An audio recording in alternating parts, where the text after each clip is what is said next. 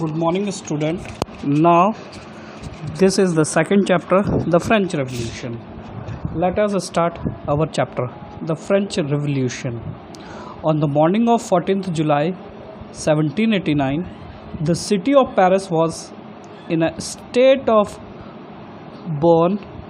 The king had commanded troops to move into the city. The rumor is that he would soon order the army to open fire upon the citizen. देखिए, let us start the chapter.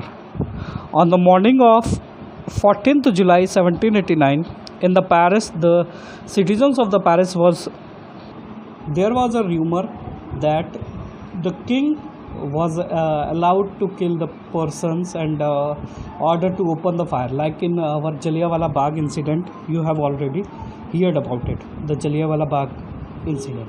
Like that, in the French also, there was a rumor that the king had commanded the troop and order to kill the citizens.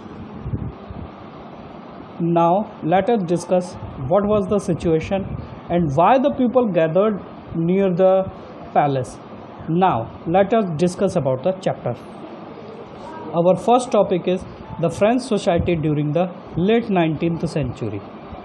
We will discuss about the French society, how the French society was divided into the later 18th century. Before the 18th century, how was the French society was divided. In the 1740-74, Louis XVI, who was the king of French, Louis XVI of the Bourbon family, the dynasty of the Louis XVI was Bourbon family, accessed the throne. He was 20-year-old and married to the Austrian princess Marie Antoinette. Upon this accession, the new king found an empty treasure. Long year war had drained the financial resources of the French. देखिए 1974 में जब Louis 16 ने अपने ताज को पहना, उसके बाद उसने जो ऑस्ट्रिया की प्रिंस थी मैरी, उससे शादी की. उस शादी में इसने बेशुमार खर्चा किया and continue war of 7 year, जिसकी वजह से जो फ्रांस का ट्रेजर था वो क्या हो गया, एम्प्टी हो गया. एम्प्टी का मतलब खाली हो गया. ठीक है. The Louis 16 had been war continuously 7 years and he help the 13 countries. कितनी countries? 13 countries to become independent. American colonies, जो 13 अमेरिकन कॉलोनीज थी, उनको इंडिपेंडेंट करने में मदद की, जिसकी वजह से इसका जो लोन था वो बिलियन लीबर तक पहुंच गया, जो कि 1 बिलियन से लेकर 2 बिलियन तक हो चुका था. Lender who give the state credit now began to charge 10% interest on the loan. अब क्या हुआ कि जिसने लोन दिया था उसने 10% का इंटरेस्ट लगाना स्टार्ट कर दिया, जो 2 बिलियन लीवर वहाँ की करेंसी थी, जिसकी वजह से सिचुएशन और ज़्यादा क्या हो गई, ख़राब हो गई. सिचुएशन कैसी हो गई, और ज़्यादा ख़राब हो गई. अब अपनी जो नीड थी मनी की, उसको पूरा करने के लिए, जो अपनी नीड थी मनी की, उसको पूरा करने के लिए उसने क्या किया, टैक्सेस लगाना स्टार्ट कर दिए. क्या लगाना स्टार्ट कर दिया?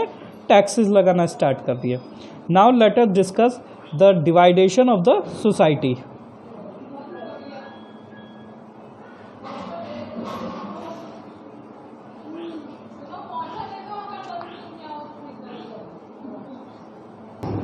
Now let us discuss the French society. The French society was mainly divided into 3 categories or 3 parts: first state, second state and third state. First state were categories, second stage was navalities, and the third state was rest of the country, like the businessman, merchant, peasant, artisans, servant, laborers, others. In the categories, mainly the priest and the helpers of the priest come, the nobilities, the king and king's family, and the rest I have already told you.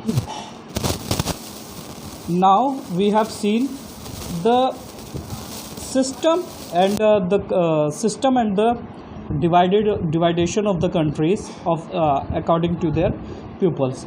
First state categories, in which the priest and their families come under its nobilities and rest of the world. अब देखिए French में जो problem कहाँ पर थी, problem ये थी कि हम लोगों ने लास्ट टाइम पढ़ा कि राजा ने शादी की, शादी में उसको बहुत ज़्यादा लोन हो गया. इसके बाद हम लोगों ने पढ़ा कि राजा ने शादी करने के बाद कंटिन्यू 7 ईयर वॉर की, जिसकी वजह से उसका लोन क्या हो गया, अप्रॉक्सीमेटली 2 बिलियन लीवर तक हो गया. अब उसकी भरपाई कहाँ से की जाएगी? जब राज खजाना खाली हो गया तो उसकी भरपाई कहाँ से की जाएगी? वहाँ पर सिस्टम था टैक्सेस बढ़ाने का. अब लुइस 16 ने क्या किया, टैक्सेस को बढ़ाने के लिए एक प्रोग्राम तैयार किया. अब सबसे बड़ी जो इंटरेस्टिंग बात ये थी कि जो टैक्सेस देने पड़ते थे वो सिर्फ और सिर्फ थर्ड स्टेट को देने पड़ते थे. कौन से स्टेट को देने पड़ते थे? थर्ड स्टेट को. रेस्ट ऑफ द कंट्रीज़ को किसी भी प्रकार के कोई भी टैक्सेस नहीं देने पड़ते थे. और सबसे बड़ी विडंबना ये थी कि जो 80% लैंड थी और जो बिजनेसेस थे वो किसके पास, कैटेगरीज और नोबिलिटीज़ के पास थे. जो बचे हुए गरीब थे सिर्फ उन्हीं को टैक्सेस को क्या करना पड़ता था, पे करना पड़ता था. अधिकतर जो लैंड थी 90% की पॉपुलेशन जो थी उसको टैक्सेस देने पड़ते थे और उनके पास जो प्रॉपर्टी थी वो केवल और केवल कितनी थी, 20%. अब टैक्सेस भी अलग अलग थे. जैसे the church to extend it share of taxes called the tithes. जो चर्च टैक्सेस लगाता था पीजेंट्स के ऊपर उसको थाइसेस कहते थे. All member of the third state had to pay the taxes to the state. यानी ये टैक्सेस भी सभी लोगों को देना पड़ता था. This including a direct tax called the tithes and number of indirect taxes was there. इसके अलावा राजा को देने वाला टाइसेस था. इसके अलावा ये तो डायरेक्ट टैक्स थे, जैसे हमारे यहाँ इनकम टैक्स देना पड़ता है उसी तरीके से वहाँ पर क्या था, ये इस प्रकार के टैक्सेस देने पड़ते थे. इसके अलावा बहुत सारे टैक्सेस थे. Now next topic is the struggle to survive. अब देखिए हम लोगों ने अभी थोड़ी देर पहले पढ़ा कि टैक्सेस जो थे वो केवल और केवल किसको देने पड़ते थे, थर्ड स्टेट को. अब सिचुएशन अलग हुई. फ्रेंच में 1789 में 23 मिलियन पीपल थे. 1715 में 23 मिलियन पीपल थे, जो कि 28 मिलियन हो गए 1789 में. यानी पॉपुलेशन क्या हो गई, बहुत रैपिड रेट से इंक्रीज हुई. दूसरा, bad harvesting.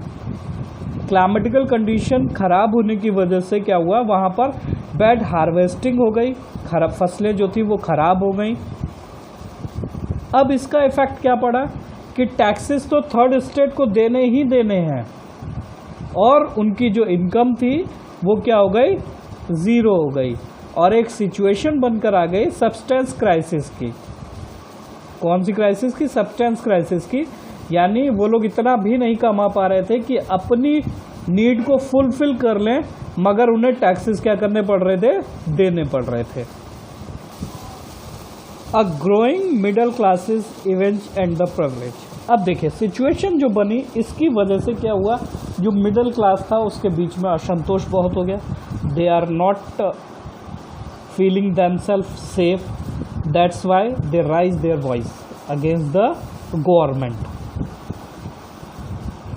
In the past, peasant and worker had to participate in the revolt against increasing taxes and food scarcity, but they lacked the means and the programs to carry out full-scale measures that would bring about the changes in the social and economic order. This was left to those groups within the third state who had become prosperous and had access education and new ideas. देखिए, जो peasants थे उन्होंने विद्रोह किया, मगर उनका विद्रोह इतना सक्सेसफुल नहीं था because they are not trained, they have lacked of means and programs. Why they have lacked of the means of programs? Because the first and second state did not allow them to take the education, and they did not allow them to take participation in the land and other works. In the 18th century witnessed the emerge of the social groups termed the middle classes, who earned their wealth through an expanding overseas trades and from manufacturing of goods such as woolen and steel textile that were earlier exported or brought by the richer member of the society. In the addition to the merchant and manufacturing, the third state including profession such as lawyer, administration and official. देखिए, अब क्या हुआ कि जो middle class था उसने grow किया। वहाँ के कुछ फिलोसोफर्स, कुछ जो एजुकेटेड पर्सन थे, उन्होंने लोगों को इकट्ठा किया और रेवोल्यूशन के लिए, फ्रांस में एक क्रांति के लिए एक सिचुएशन क्रिएट की। जैसे जीन जैक रूसो, इन्होंने एक बुक लिखी two territories of the government. इसमें इन्होंने बताया कि गवर्नमेंट दो तरीके की कैसी हो सकती है, एक रिचर पर्सन के लिए और पुअर पर्सन के लिए। इस बुक ने लोगों के दिमाग को खोला, लोगों के दिमाग को झिंझोरा कि भाई देखिए, हमारे देश के अंदर, फ्रांस के अंदर ऐसा हो रहा है कि गवर्नमेंट टैक्सेस जो हैं सिर्फ और सिर्फ थर्ड स्टेट को केवल और केवल थर्ड स्टेट को देने पड़ रहे हैं। वहीं पर रूसो ने जो अपनी फ़िलॉसफी थी उसके द्वारा भी गवर्नमेंट के लिए प्रॉब्लम्स क्रिएट की। In the spirit of law, Rousseau prospect division of power within the government between the legislature, executive and judiciary. जो स्पिरिट ऑफ लॉ एक बुक थी जिसमें उन्होंने बताया कि हमें एक कॉन्स्टिट्यूशन बनाना चाहिए जिसमें कि पावर क्या की जाए, डिवाइड की जाए लेजिस्लेचर, एग्जीक्यूटिव एंड जुडिशरीज के बीच में। This model of government was put into the force in the USA after the 13 colonies declared independent from the Britain. ये मॉडल कहाँ पर स्टार्ट किया गया? अमेरिका में स्टार्ट किया गया, जो कि 13 कॉलोनीज़ जो 13 कॉलोनीज़ ब्रिटेन से आज़ाद हुई, उन्होंने इस जो हमारा कॉन्स्टिट्यूशन के अकॉर्डिंग क्या करना स्टार्ट किया, अपना वर्क स्टार्ट किया। The American Constitution and guarantee individual rights was important example of politician thinker in the France. इसके अलावा जो कॉन्स्टिट्यूशन ने गारंटी इंडिविजुअल राइट्स दिए, वो भी बहुत ज़्यादा फ्रांस के लोगों को प्रभावित किया, जिसने फ्रांस के जो सिटीजन्स थे उन्हें रेवोल्यूशन करने पर मजबूर कर दिया।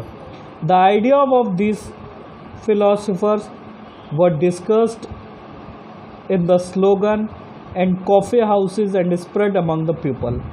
जैसे कि हमारे देश के अंदर अगर आप याद करें तो बहुत सी बुक्स ऐसी हैं जिसने क्या किया, हमारे देश में एकता को मजबूत करने की कोशिश की। उसी तरीके से फ्रांस में भी क्या हुआ, जो स्लोगन्स थे, जैसे हमारे देश के अंदर तुम मुझे खून दो मैं तुम्हें आज़ादी दूंगा, बाय सुभाष चंद्र बोस, स्वतंत्रता मेरा जन्मसिद्ध अधिकार है, इस टाइप के जो स्लोगन्स थे। इसी प्रकार से फ्रांस में भी स्लोगन्स स्टार्ट हुए जिसमें वहाँ पर इंडिपेंडेंस को मांग किया गया, इक्वलिटी के राइट्स की डिमांड की गई। इनका डिस्कशन कॉफ़ी हाउसेस में होता था, लोग बुक्स के थ्रू, न्यूज़पेपर के थ्रू लोगों के अंदर क्या करना स्टार्ट किया, अवेयरनेस देना स्टार्ट किया। There were frequently read about in the group for benefit of those who could not read and write. अब ग्रुप मीटिंग्स होती थी, भाई हर कोई तो पढ़ना नहीं जानता है, जिस तरीके से हमारे देश के अंदर हर कोई पढ़ना नहीं जानता, उसी तरीके से फ्रांस में भी हर कोई पढ़ना नहीं जानता था। वहाँ की जो लोकल लैंग्वेज थी फ्रेंच, उसी को लोग जानते थे, इंग्लिश को नहीं जानते थे। तो वहाँ पर ग्रुप्स वगैरह इकट्ठे हुए जो क्या करते थे, उसको रीड आउट करते थे ताकि और जो लोग हैं वो क्या हों, इकट्ठा हों। Louis 16 plan impose further taxes to be able to meet expenses of the state, generate anger and protest against the system of prevalence। दूसरी तरफ लुईस 16 प्लान कर रहा था नए टैक्सेस को लगाने के लिए फ्रांस में। फ्रांस की कंडीशन ऑलरेडी इतनी ख़राब हो चुकी थी, एक तो बेड हार्वेस्टिंग जैसे मैं आपको पहले बता चुका हूँ, उसके बाद वहाँ की पॉपुलेशन कंटिन्यूसली बढ़ रही थी। 1715 में 15 मिलियन थी जो कि 28 बिलियन हो गई, 28 मिलियन हो गई, जो कंटिन्यू क्या कर रही थी, बढ़ रही थी। उसके ऊपर से नए टैक्सेस मिडिल क्लास की कमर तोड़े हुए थे। Now let us discuss the outbreak of revolution. There was many reason behind the French revolution, like first increasing of the taxes, second there were no right for the third state, and so on. Louis XVI had to increase taxes for the reason you have learned in the previous section। हम लोगों ने Lewis 16 ने क्यों taxes बढ़ाए इसके विषय में हम लोग पहले भी पढ़ चुके हैं। अब देखिए फ्रेंच में क्या होता था कि कोई भी एक व्यक्ति टैक्सेस को नहीं बढ़ा सकता था।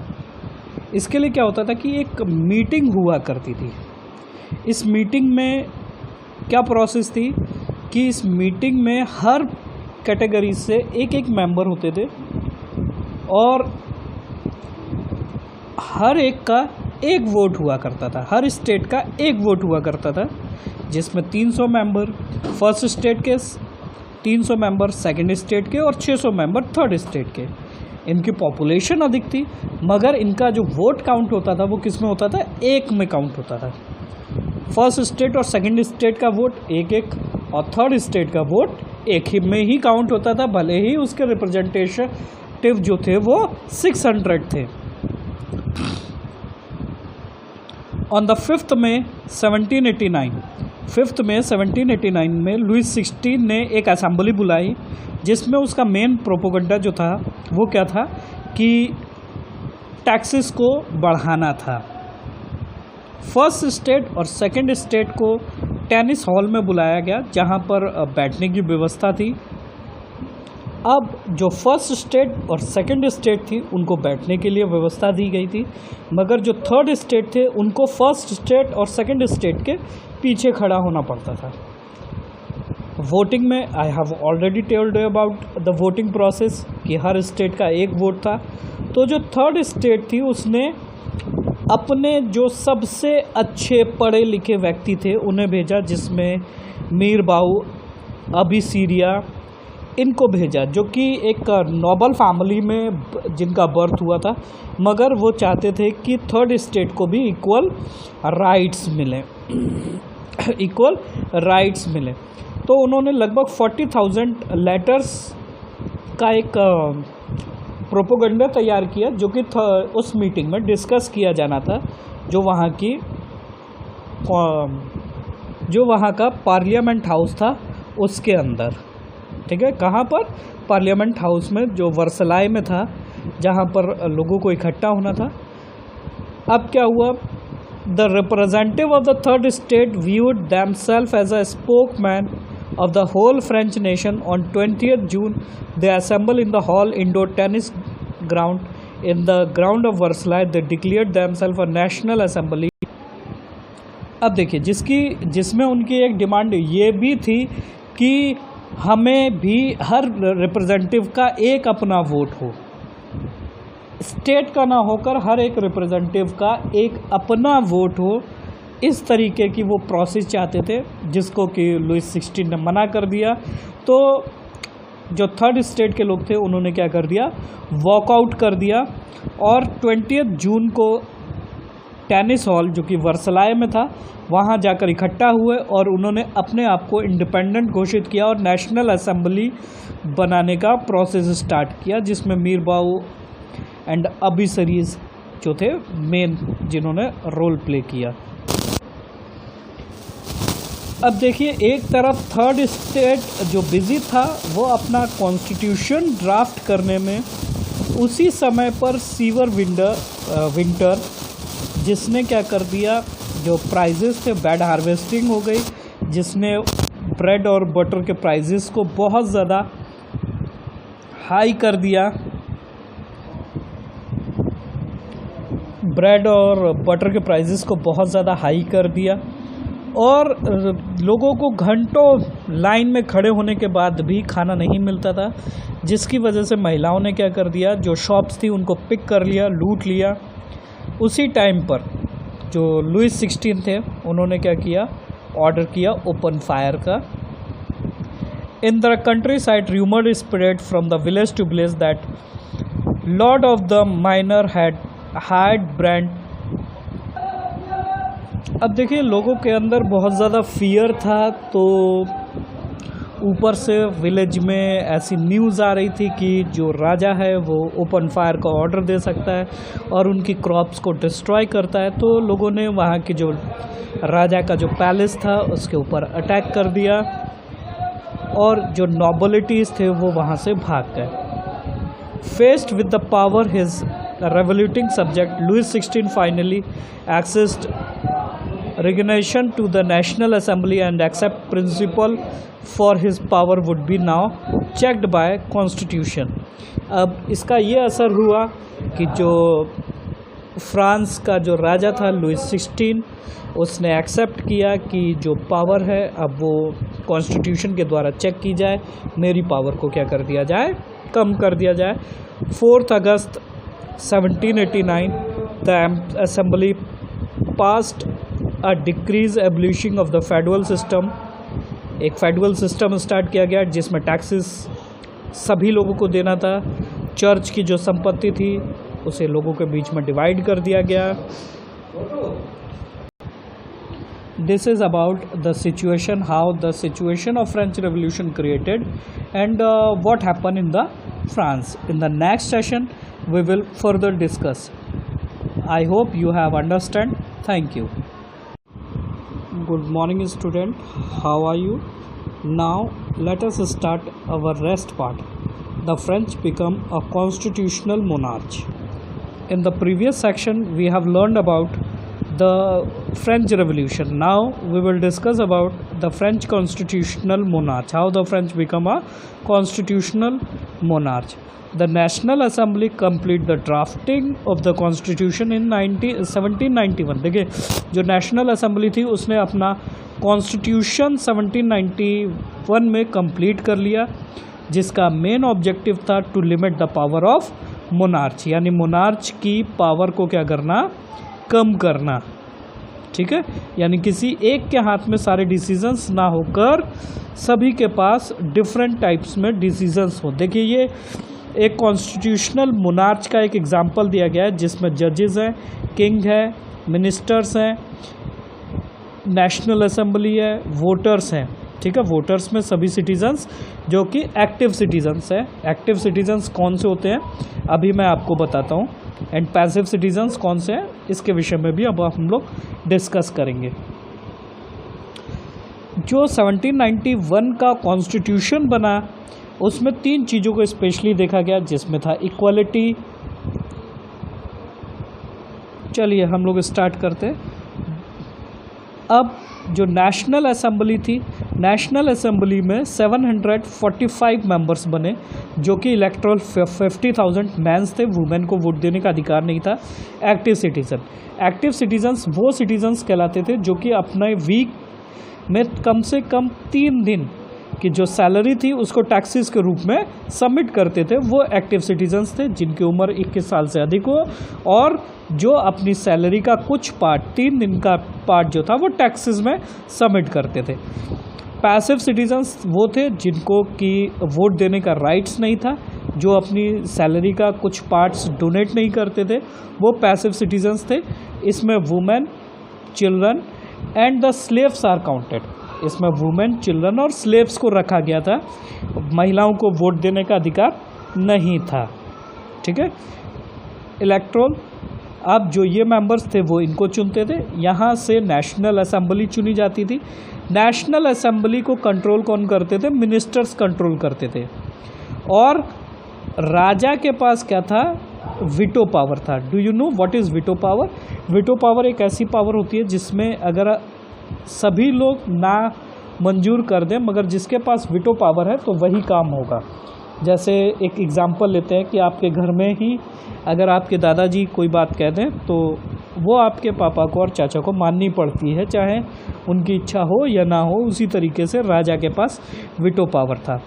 जजेस एक सेपरेट इलेक्टोरल थे, जो कि जुडिशरी को बिल्कुल सेपरेट रखा गया। इसमें ना ही राजा का ना ही मिनिस्टर्स का किसी का भी कोई प्रकार का राइट नहीं था। The constitution of 1791 vested the power to make the law in the National Assembly which was indirectly elected। ये क्या था? इनडायरेक्टली इलेक्टेड किया जाता था एज ग्रुप में, जिसमें 3 डेज मैंने आपको ऑलरेडी बता दिया कि वेजेस के रूप जो थे वो देने पड़ते थे टैक्सेस के रूप में, तभी आप एक्टिव सिटीजन्स बन सकते थे। महिलाओं को वोट देने का अधिकार नहीं था। जो हायर टैक्सेस पेयर थे उन्हीं को क्या बनाया जाता था? मिनिस्टर्स बनाया जाता था। The constitution began with the declaration of the right of man and citizen. Right such as right of life, freedom of speech, freedom of opinion, equality before law were established. देखिए, जो constitution बनाया गया उसमें सभी mails को अधिकार थे, right थे, फ्रीडम था बोलने का, फ्रीडम था अपनी इच्छाओं को प्रकट करने का, जैसे कि हमारे देश के कॉन्स्टिट्यूशन में दिया गया है। इनको नेचुरल राइट्स कहा गया। क्या कहा गया? Natural rights. ये फ्रांस के पॉलिटिकल सिंबल्स थे, जैसे ये ब्रोकन चेन है और ये the bundle of rods feast है, ये आइज विद द ट्रायंगल है, ये आपका दूरबीन टाइप का है, ये स्नेक बिटन है, ये कैप है, ब्लू वाइट रेड है, ये फेरी बनी हुई है। ठीक है, इसके विषय में आपको प्रोजेक्ट वर्क में लिखना है, अधिक से अधिक फाइंड करके लेकर आना है। मैं आपको फर्दरली इसके विषय में बता दूंगा। ओके, जब आप स्कूल आएंगे मैं इन सब के विषय में डिक्लेयर कर दूंगा। The French abolish monarch and become republic. देखिए, जो लुइस 16 था उसके जब अधिकार छीन लिए गए तो लुइस 16 के जो पास पड़ोस के, जो फ्रांस के पास पड़ोस के देश जो थे वो बड़ा चिंतित हो गए। वाई? क्योंकि प्रॉब्लम ये हो रही थी कि उन्हें लगता था कि जिस तरीके से फ्रांस के लोगों ने विद्रोह किया, हो सकता है हमारी भी जनता क्या कर दे? विद्रोह कर दे। तो क्या हुआ? समर 1789 में नेशनल असेंबली ने डिक्लेयर कर दी war against the Persia and Austria. Persia और ऑस्ट्रिया के खिलाफ क्या कर दी? वॉर कर दी, क्योंकि पर्शिया और ऑस्ट्रिया की जो आर्मी थी वो क्या कर रही थी? जो लुइस 16 थे उनकी मदद कर रही थी। अब जब पर्शिया और ऑस्ट्रिया ने अटैक किया और जो फ्रांस की सेनाएं थी उन्होंने क्या कर दिया? उनके ऊपर अटैक कर दिया, तो कंडीशन बहुत ज़्यादा क्रिटिकल होती गई। तो वहाँ पर मर्सलाई का मतलब होता है फादरलैंड। क्या होता है? फादरलैंड। जैसे हमारे यहाँ पर मदरलैंड होता है, उसी तरीके से वहाँ पर फादरलैंड कहलाता है। और जो फ्रांस की एक देवी बनी, जिसको कि नॉट देवी, वहाँ पर क्या किया गया कि जो फ्रांस में लोगों ने फादरलैंड के लिए काम करना स्टार्ट कर दिया। महिलाएं और जो पुरुष थे, पुरुष आर्मी में भर्ती हो गए। Males were in the army and fight against the Persia and Austria. Womens help in the living. This was happen and that time a new club was organized with the Robespierre। Maximilian Robespierre ने वहाँ पर एक नया club बनाया जिसको कि Jacobin club कहा। किसने बनाया? मैक्समिलियन रॉबिस्पियर ने एक नया क्लब बनाया जिसमें उन्होंने जिसका नाम उन्होंने जैकोबिन क्लब दिया मैक्सिमिलियन रॉबेस्पियर द्वारा।